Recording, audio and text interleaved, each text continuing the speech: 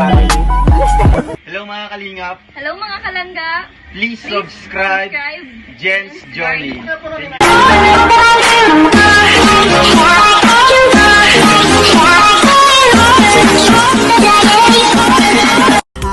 Uniting sugod, maaasahan nyo. Palagi na nandunod, nagkasuporta lang. Hello mga ka-journey, welcome back to my vlog, Jen's Journey. Please like, comment, share, and subscribe para lagi kayong updated sa aking mga upload. So for today's video, ayan, pupunta ako sa pinakamalapit na pamilihan dito sa lugar namin kasi may nag-sponsor ng aking rice on wheels and spaghetti packs, no? So magaganap yan ngayong Sunday, and of course sponsored by Mrs. Hai. Thank you so much sa walang sawang suporta.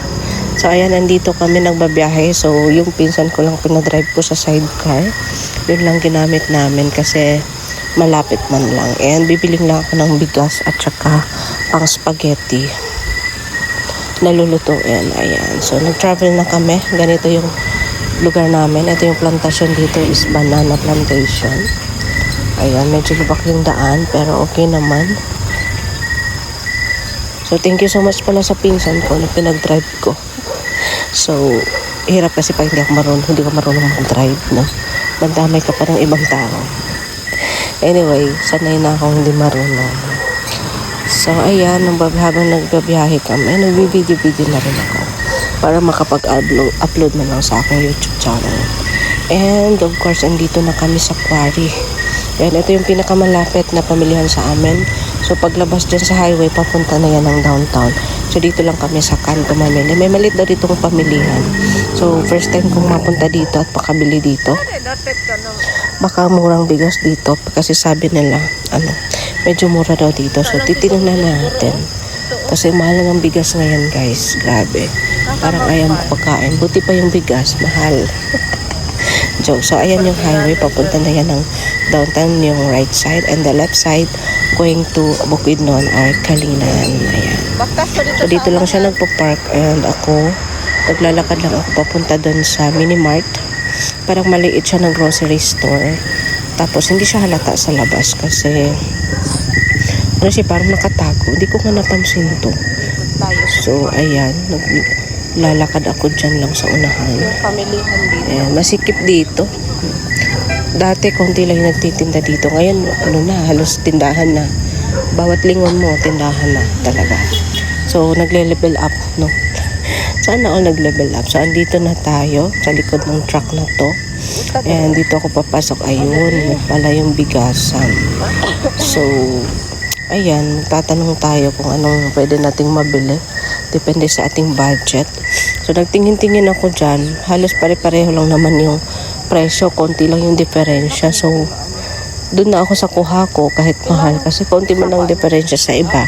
Ay, yung iba baka hindi masarap na bigas yun. Kasi ipamigay natin. Kung mamigay tayo, masarap na bigas na para wala naman masabi yung makatangkap. Alam nyo naman yung Pinoy.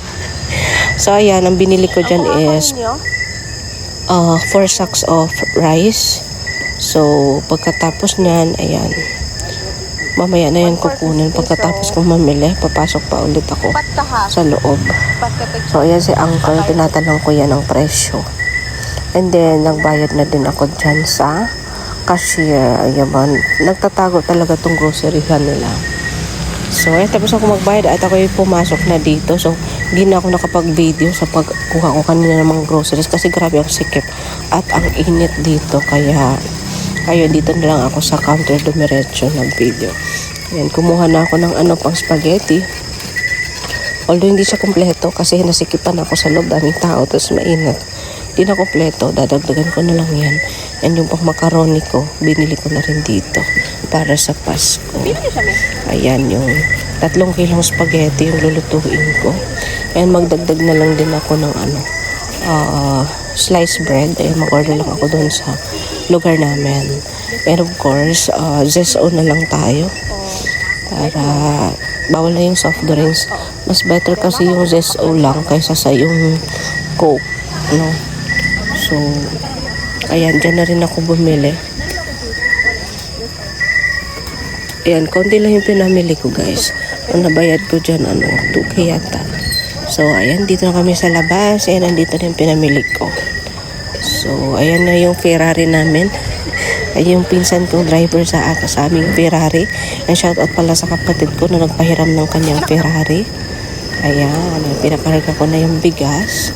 Tingnan ko lang kung ano pa ba to? Yung Ferrari namin, pauwi sa bundok. Kakayanin ba niya? So, ayan yung zest natin and yung bigas. Ayan. Nilagay ni Uncle. Thank you so much, Uncle. And ito lang din yung gagamitin namin mag-rice on wheels, no? Ito lang sidecar. Ewan ko lang kung konti lang yung makasama kasi sidecar lang naman.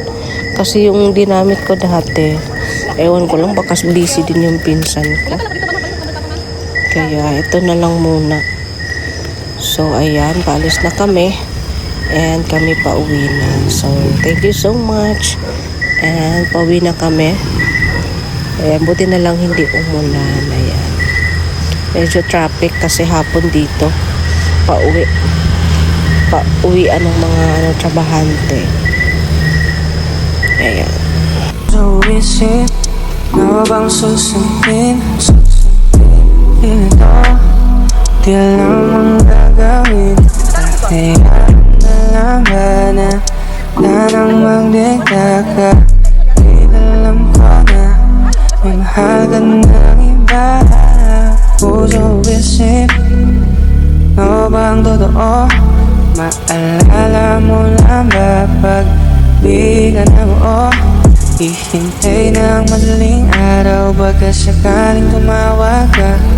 Titiis ng ganito pagkat mahal kita. Sigurado, kahit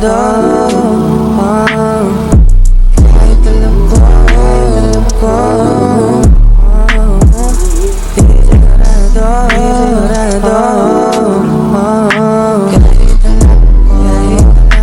dahil alam ko, lagi sinasabi sa sarili, di magtatagal.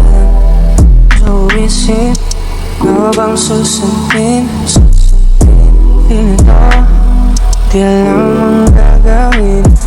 Kaya na lang ba na nang magdikta ka? Di alam ko na may mahal ka ng iba. Puso isip na bang totoo? Maalala mo lang ba pag di ka na buo? Ihintay ng madaling araw, baka sakaling tumawag ka. Titiis ng ganito pag Halina at magkaisa, sama-sama na.